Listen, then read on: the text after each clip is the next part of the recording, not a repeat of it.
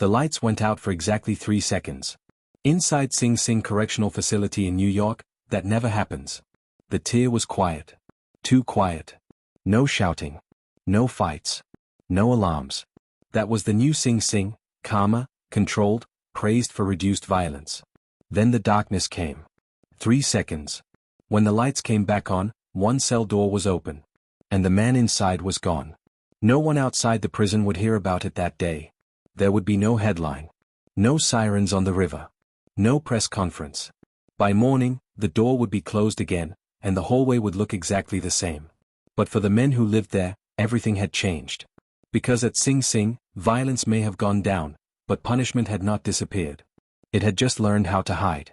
Sing Sing Correctional Facility sits along the Hudson River in Ossining, New York. From the outside, it looks calm. Old stone walls. Water moving slowly beside it. Trains passing by every day with people who never look inside. Inside, things are different now than they were years ago. There are fewer stabbings. Fewer riots. Fewer lockdowns that make the news. Officials call it progress. But inmates tell a different story. They say the violence did not end. It changed shape. One of those inmates was Raymond Lewis, transferred from the Bronx. Raymond had been inside long enough to remember when Sing Sing was loud. When fights happened in the open. When trouble was clear. Now, trouble was quiet. Raymond followed the rules. He kept his head down. He went to programs. He stayed out of arguments. That was how you survived the new Sing Sing. The first thing Raymond noticed was how punishment worked. If someone argued, they were not beaten. If someone complained, they were not shouted at. Instead, small things disappeared. A phone call did not go through. A meal came cold. A recreation hour was cancelled with no reason given. Nothing big enough to report. Enough to feel. Raymond lived in a dorm-style unit. Violence there was rare. That was true. But discipline was constant. Guards spoke less now. They wrote more. One morning, Raymond's cellmate, Derek, did not come back from work duty. At first, Raymond thought nothing of it. Transfers happened. Appointments happened. By evening, Derek was still gone. By the next day, his bunk was empty. No explanation. Raymond asked a guard quietly, "Where'd he go?" The guard looked at him for a long moment. "Mind your business," he said calmly. That was the warning. Inmates from New York City and the Bronx noticed the same pattern. Men disappeared for days. Sometimes weeks. When they returned, they were thinner. Quieter. Different. They did not talk about where they had been. Because talking made it happen again. These punishments were not called isolation. They had new names. Administrative hold. Restricted movement. Behavioral adjustment. Words that sounded harmless. But the rooms were real. Small.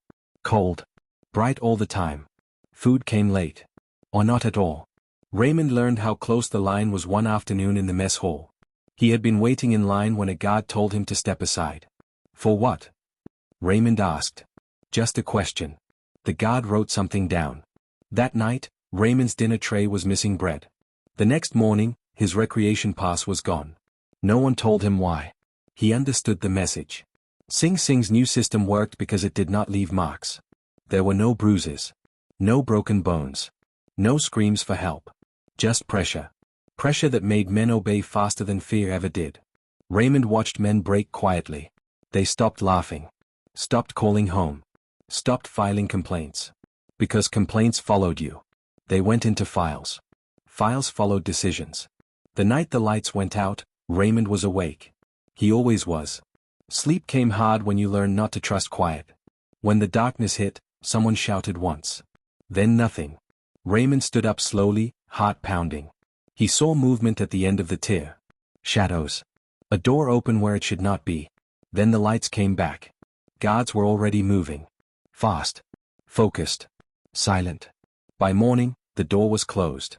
The unit looked normal. But one man was missing. And no one was allowed to ask.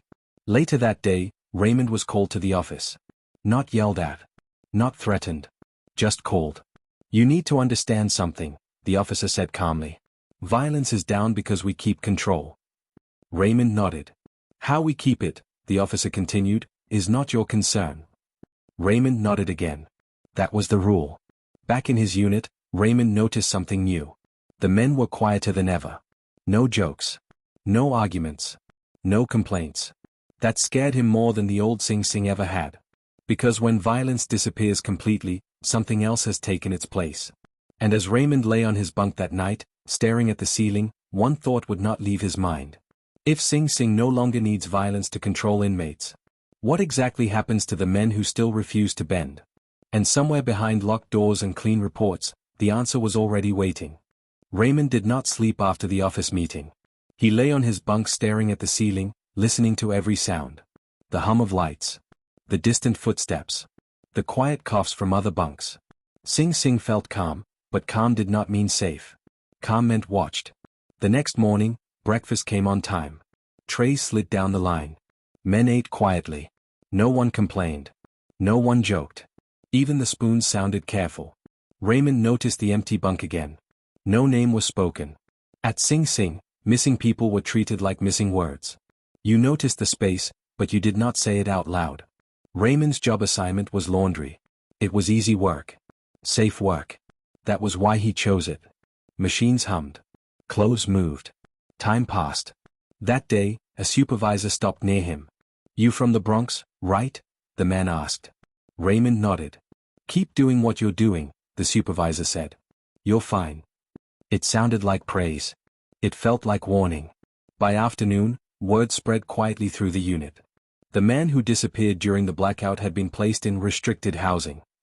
That was the new name. Not isolation. Restricted housing.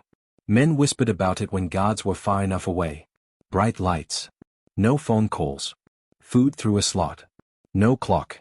Some said it lasted 3 days. Others said 2 weeks. No one knew for sure.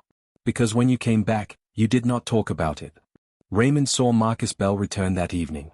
Marcus was from New York City, older than Raymond, calm, respected. When Marcus walked back into the unit, he looked thinner. His eyes stayed low. He moved slowly, like the floor might disappear. Raymond nodded to him.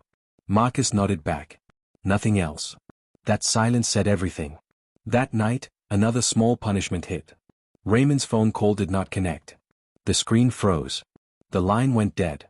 He stood there holding the phone, listening to nothing. A guard watched him. "Step away," the guard said. Raymond stepped away. He understood now how the system worked. You were never told what you did wrong. You were shown. The next day, a man named Louis Carter, also from the Bronx, refused to go back to his bunk after count. Not loudly. Not angrily. He just stood there. "I didn't do anything," Louis said calmly. The guard looked at him for a long second. 2 more guards appeared. Louis was escorted away. No struggle. No shouting. Just walking. By night, Louis's bunk was empty. Raymond felt something tighten in his chest. The punishments were not random. They followed behavior that was small. Normal. Human. A question. A pause. A look. The message was clear. Do not push. Do not ask. Do not exist too loudly. Sing Sing's reports would later say violence was down again that week. No fights. No stabbings. No lockdowns. From the outside, it looked like success. Inside, men were shrinking. 2 days later, Raymond made a mistake. He laughed. Someone had dropped a tray. It clanged loudly. A joke slipped out before Raymond could stop it. A real laugh. The room went quiet. Guards turned their heads. Raymond felt the heat rush to his face. That night, his dinner tray was missing meat. The next morning, his work assignment was changed.